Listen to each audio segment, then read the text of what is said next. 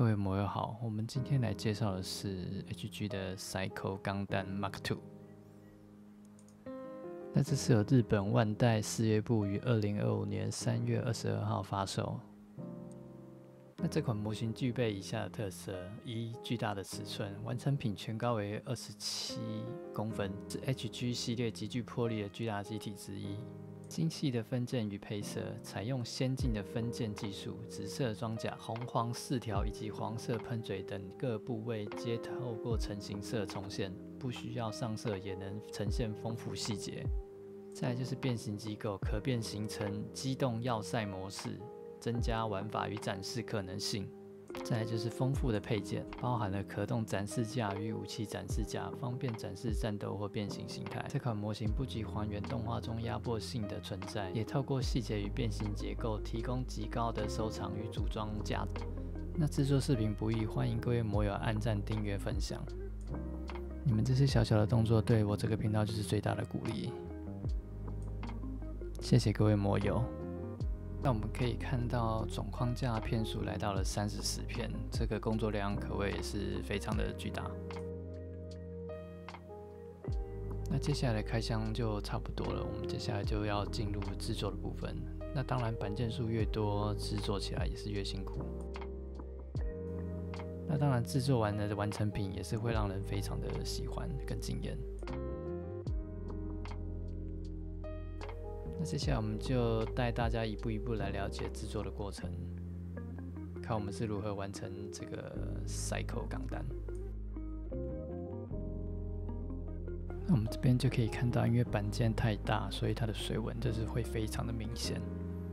那我想这个就是大板件的缺点，必须透过喷涂来解决。那接下来我们就是开始来剪板件，那这边通常我会用2段剪。第一次初剪就是用 Tamiya 的，那这个好处就是剪坏也不心疼。那初步剪完，我们接下来就是用2段剪。那这边就是用到神之手的斜口钳，那因为这支单价比较高，所以只负责剪汤口的部分。那组装模型也常常是需要培养耐心，在这些繁琐的步骤中，一步一步完成你想要的作品。那接下来我们就进入了甲组的部分。那这边通常会需要观察它的结构，它的插入的部分。那这边通常会把这些结构的部分用斜口钳剪掉一半，让它变成斜的部分。进行甲组的好处是，你可以在事后拆开模型的时候比较不会损坏到模型。顺便也可以考虑一下之后上漆的部分，哪些是需要遮盖，哪些不需要。那我个人认为甲组部分是非常有需要的，我不晓得各位摩友觉得如何。那我们胸像就大致上甲组完成，那我们这边就是可以大概先看一下它的效果跟可动度。那这边也会先想一下喷漆的顺序，跟甲组后想要的喷漆出来的效果。那这边我会把喷射孔挖一个洞，好方便拆卸下来之后的喷漆。可以使用圆头笔在后面的地方把喷射孔给凸出来，好方便事后的喷涂跟拆装。那是一个小技巧，分享给各位摩友。接下来就是进入最痛苦的打磨的部分。那这边我会用3支打磨器，分别分为粗、中、细。那这边我只针对汤口的部分进行打磨。那这个工具我觉得是不能省，能用电动的尽量都用电动的。那逼不得已的话，才用手去打磨。这个环节用手动打磨也是避免不了，但就是看各位怎么去分配时间咯。在制作模型的过程中，打磨是我最不喜欢的过程。但我不确定各位摩友是不是会有人喜欢这个过程。如果有喜欢的摩友，欢迎底下留言说喜欢，我会给你个赞。400号磨完的，接下来就是用800号去磨，让它的表面变细。那我这边会看状况，尽量就是只磨汤口的部分，尽量不去碰到没有汤口的部分。但这个过程还是必须保持耐心。那接下来就是用1500号的砂纸去做大面积的打磨。到1500号之后，漆面就会是比较光滑的。接下来我们就来介绍刻线的工具。那这个就是刻线针。接下来是刻线刀，是0.3的尺寸。那再来镊子，那再来就是尺，那再来就是分规，那再来就是 MAD 出的对称型刻线模板，这个很好用。大腿。那接下来就把对称蚀刻片粘在模型上面，用3秒胶粘在上面，然后再来进行刻线。那对称蚀刻片有个好处，就是它不太需要让你再去设计你要画的刻线。找到觉得差不多的蚀刻片，这个距离差不多大小，你就可以把它粘上去。但还是要用分规量一下它的距离，让左右能够平均，让刻线板是至中的部分。提用的这个蚀刻片是会让刻线的过程变得比较快。感谢美的出这个商品。那刻线完成之后，就要用笔刀，在没有3秒胶的部分把它撬开来。这边我会用手压住蚀刻片，不然蚀刻片敲太大力的话会飞走，到时候有可能就会找不太到。那这边就是3秒胶用太多了，有点撬不太开，但就是用耐心，慢慢的旁敲侧击，一点一点的把它撬开，各个击破。撬开的部分残留的3秒胶，再用砂纸把它打磨掉。那这边有上墨线，就是我用蚀刻片设计出来的刻线。那这个会让整体的模型变细很多，也可以填补一些大板间设计不够的缺点。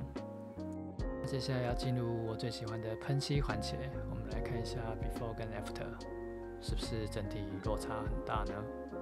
质感整个大大的提升。漆的紫色我会用 EC07 打底，然后用 B07 做高光。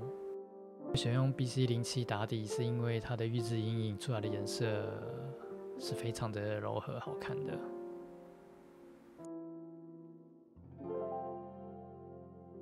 那么高光的部分就是尽量往中间的地方去做喷涂，那在交接的地方尽量保留底色，就是我们浴场的颜色。那为什么浴场不用黑色？因为我觉得黑色的话会让整个模型变得很脏。黑色比较适合你的高光颜色是纯白色，这样的效果会比较好。那如果是大片的紫色，我会选择它的邻近色蓝色作为它的底色，这样整体的效果出来是比较柔和好看的。不知道摩友觉得呢？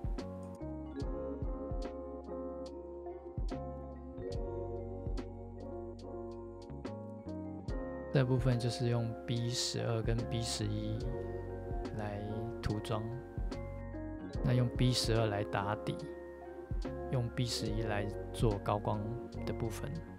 那用 B12打底也是用接近的色相作为选择。金属的部分也是用强铁色去打底。金色的部分我会用亮银跟透明橘去做呈现。喷涂出来之后，金属的感觉还不错。手指泡的部分，我这边会用摩多的 T04，指尖的地方做一些烟熏的效果，是不是生动很多？那透明光束的部分，我这边会用透明橘跟透明红去做一些过渡的渐层。先用透明橘打底，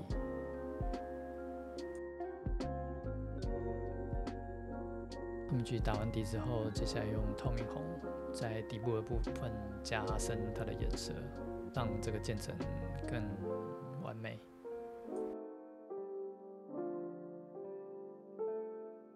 边圆形切割的话，我推荐 Despy 的这个圆形切割器，它可以帮我预先裁切好圆形的遮盖胶带，在这些关节地方先预制喷涂好金色，那这个都是加分的项目，小动作大加分。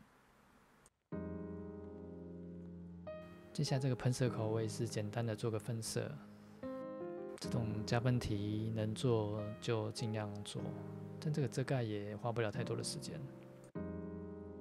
接下来是水贴的部分，我会习惯用这种里面有一个科技海绵的，但可以帮助我操作水贴的时间变长，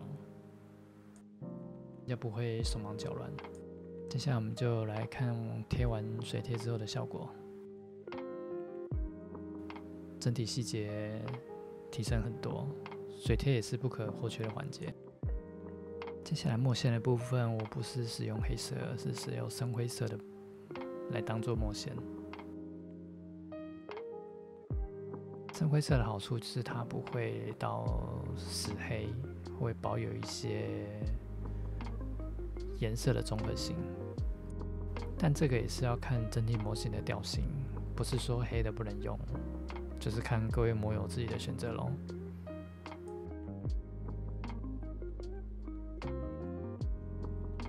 这边就是新增的刻线，在这些比较大的板件新增一些刻线的话，会让模型细致不少，也可以让你的钢弹是属于你自己的独一无二量产机。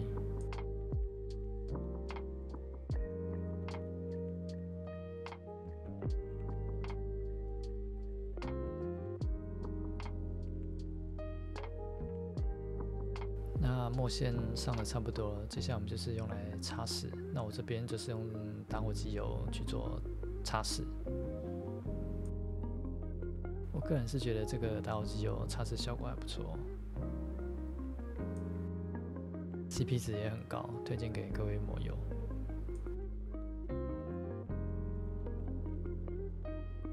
这些步骤都做完的时候，我会先用亮光打底，再喷上消光。那会这样做是可以把颜色定下来，不然直接喷消光的话，会让整个颜色会变得更深。接下来我们就来看看半胸像的成品吧。那这边还是欢迎各位模友帮忙订阅，这个真的是对小频道最大的鼓励。平均一支片通常都要经过2-3个礼拜的剪辑、跟拍摄、跟制作。真的是制作不易啊！希望模友可以帮忙订阅。接下来就让我们来欣赏成品吧。